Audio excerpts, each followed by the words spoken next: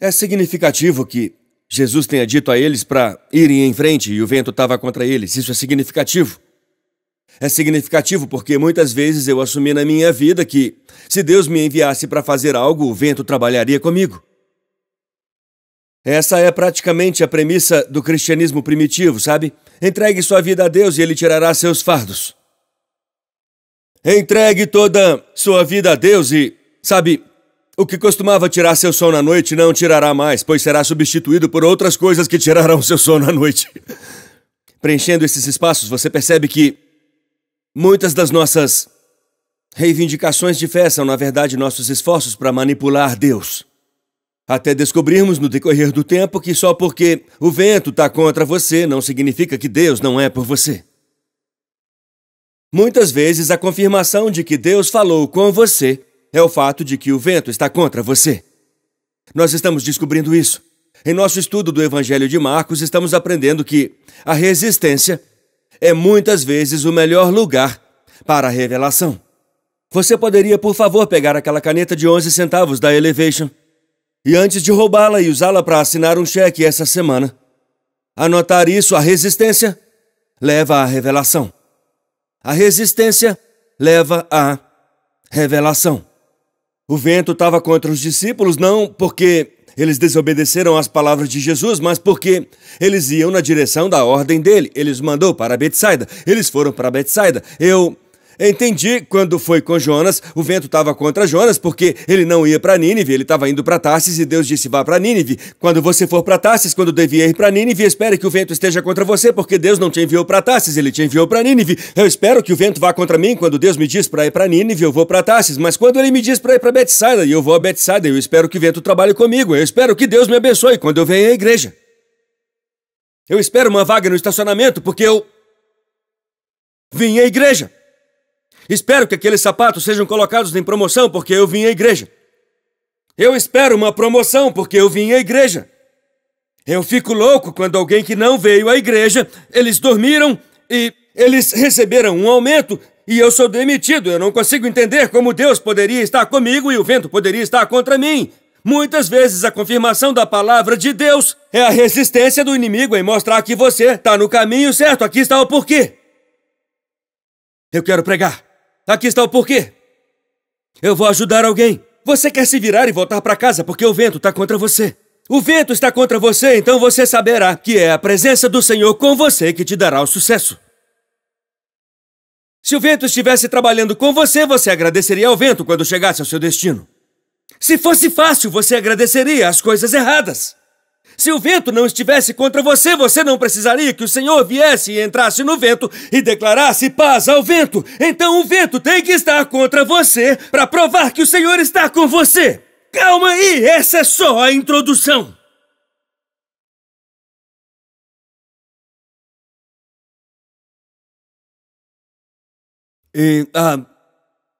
Então Jesus, o Jesus selvagem, o Jesus da Bíblia. Não o Jesus que está no Pinterest, o Jesus selvagem. O Jesus da vida real. Jesus de segunda-feira de manhã. Jesus de sexta-feira. O Jesus de sábado, não o Jesus que toca harpa e o Jesus que acaricia a lã de um cordeiro. Mas o Jesus que envia seus discípulos a uma tempestade e os observa se esforçarem. Eu pude ir. Você não vai acreditar nisso, você vai ficar com ciúme. Eu pude ir e sentar no monte onde Jesus orou. E o cara que nos levou lá, no ano passado, sabia tudo sobre tudo. Eu acho que ele era Jesus. Ele nos levou até lá. Ele disse: aqui é onde Jesus estava orando, em Marcos capítulo 6. Então ele apontou para o lago que a Bíblia menciona, onde estava a tempestade. E daquela montanha você pode ver todo o lago. E ele soltou essa antes de irmos embora. Ele disse: então o tempo todo que eles estavam se esforçando, Jesus podia vê-los. E ele se afastou. E eu chorei. Eu tenho uma foto sentado naquela montanha e tenho um monte de Kleenex ao meu redor porque a Holly ficava me dando um lenço depois do outro. Ele os viu na tempestade. Ele os viu na tempestade. E depois que eu parei de chorar, porque eu percebi que ele me vê na minha tempestade, e sabe o que eu estou passando, e sabe com o que eu lido, e sabe o que as pessoas fizeram comigo. Ele vê as lágrimas que eu chorei no meu travesseiro que ninguém mais viu, e ele vê o que está acontecendo na minha alma que eu posso encobrir na frente das pessoas, mas não posso me esconder dele. Depois que parei de chorar por causa disso, eu fiquei meio irritado. Porque eu pensei se ele podia vê-los. Porque ele não parou aquilo. De repente, pareceu meio cruel para mim que ele tenha mandado eles para uma tempestade. E os viu na tempestade. E não parou a tempestade. Então, eu acho significativo que a Bíblia diga que ele viu os discípulos, versículo 48, se esforçando com os remos, porque o vento estava contra eles. Pouco antes do amanhecer, ele saiu para ter com eles 48b, caminhando sobre o lago. Ele estava prestes a passar por eles. Eu achava que ele nunca me deixaria. Pensei que ele nunca me abandonaria. Eu achava que ele tinha me prometido a presença dele. E ele está prestes a passar por eles. E eles estavam com medo. Uma coisa interessante sobre esse registro em particular no Evangelho de Marcos é que ele foi contado por um homem chamado Pedro. Já ouviu falar? Ele era o mais sincero discípulo de Jesus Cristo. Ele era o único que falava o que todo mundo só pensava. Ele era livre de filtros. E então, quando ele estava certo, ele estava realmente certo. Quando ele estava errado, ele estava realmente errado. Eu vou te provar isso. Ele disse, tu és o Cristo, filho do Deus vivo. Jesus disse, tu és Petros, rocha, você é Pedro, não Simão, não inconstante. Sobre essa rocha edificarei minha igreja, a rocha da revelação de quem era Jesus. Alguns versículos depois, Jesus disse, aparta-te de mim, Satanás, apontando para Pedro, porque Pedro disse, você não pode ir para a cruz. E Pedro se opôs à única coisa que Jesus veio fazer, tudo no mesmo capítulo bíblico. Este é Pedro. Pedro é quem conta essa história para Marcos, para que Marcos possa escrevê-la. Pedro é aquele que grava o audiobook, ok? Pedro é quem dá a Marcos o relato do Evangelho. Marcos não era discípulo, Marcos era um evangelista, ele compilou a história. E Pedro falou, veja, vou te mostrar uma coisa. Nós temos quatro relatos do Evangelho. O Evangelho é a boa nova de Jesus Cristo. Quando nós dizemos o Evangelho de Marcos, é o Evangelho de acordo com Marcos. Quando dizemos o Evangelho de Lucas, o Evangelho de João, o Evangelho de Mateus, esse é o relato do Evangelho que eles escreveram. João disse que Jesus fez tanta coisa que se você tentasse, escrever tudo o que ele fez, o mundo inteiro não poderia conter.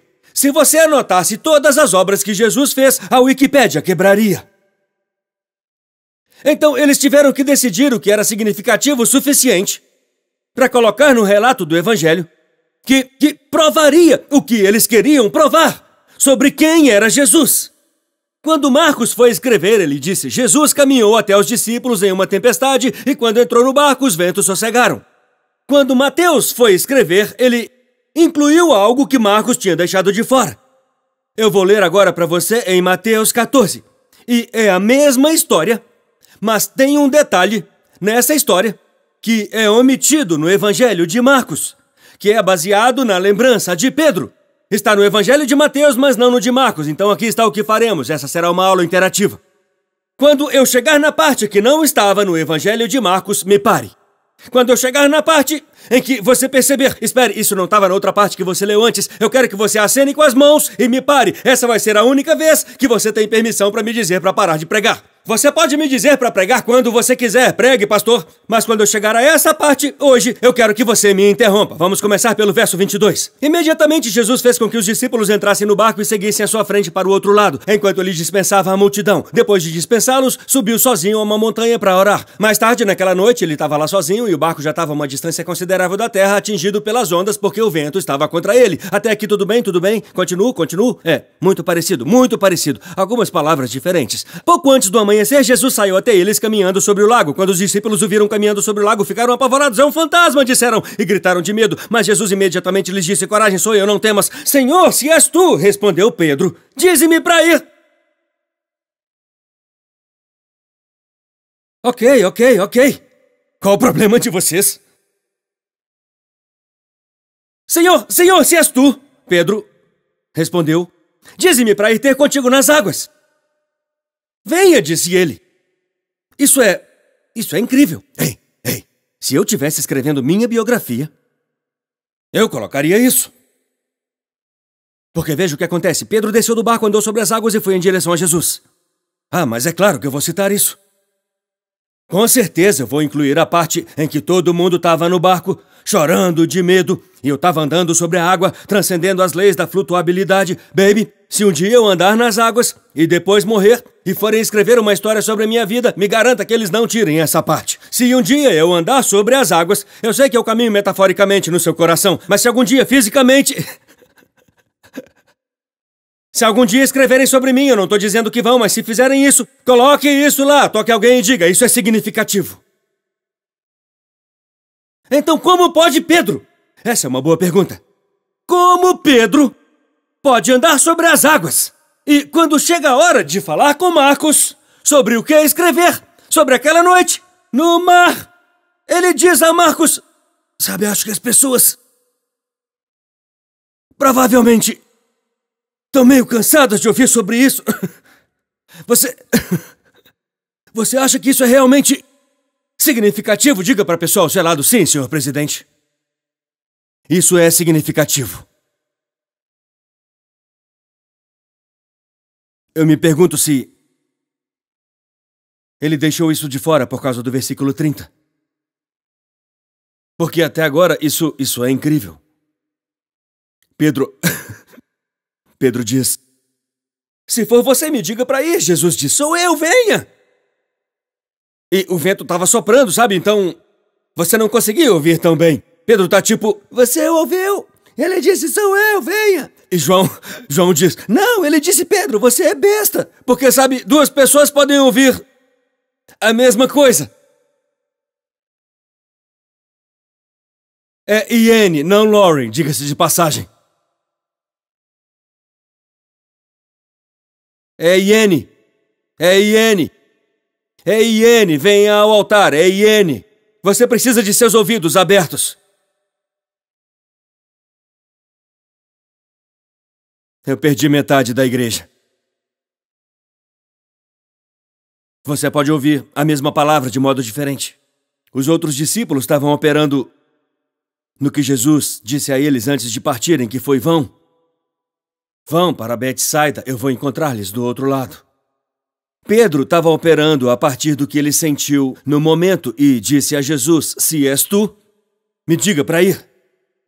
E muitas vezes eu preguei sobre Pedro saindo do barco. Mas às vezes a fé mais significativa é a vontade de permanecer na tempestade. E não o impulso de escapar dela. Eu não estou dizendo que Pedro estava errado. Eu só estou dizendo que é preciso fé para continuar remando quando você não consegue ver a costa. Às vezes é preciso ainda mais fé para permanecer no barco do que para sair dele.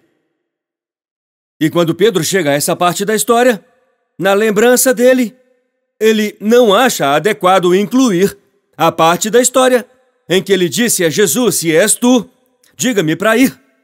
E eu me pergunto se é por causa do que aconteceu no versículo 30, que ele deixou isso de fora de seu relato do Evangelho.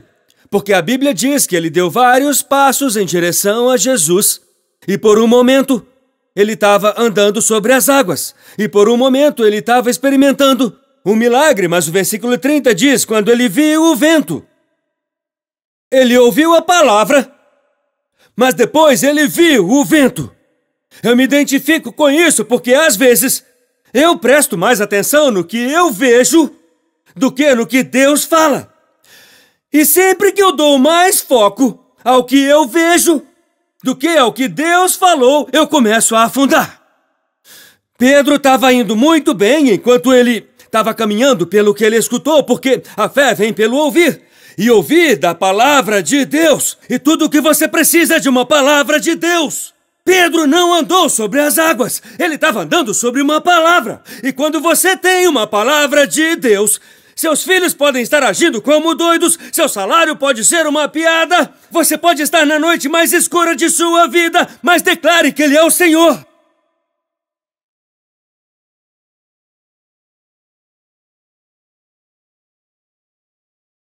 Então ele viu o vento. E a Bíblia diz que quando ele viu o vento, ele começou a afundar. E ele gritou: Senhor, salve-me. E eu pensei, bem, é por isso que Pedro deixou isso de fora. Porque eu acho que as pessoas realmente não precisam ouvir sobre isso. Acho que podemos deixar isso de fora. Você quer deixar certas coisas de fora da sua história? Pular certas partes e certas falhas e... Tem algumas coisas que, honestamente, você não precisa compartilhar com todo mundo. Tem algumas coisas que ninguém precisa saber. Às vezes, seu maior testemunho é que você passou pelo fogo, mas não cheira a fumaça.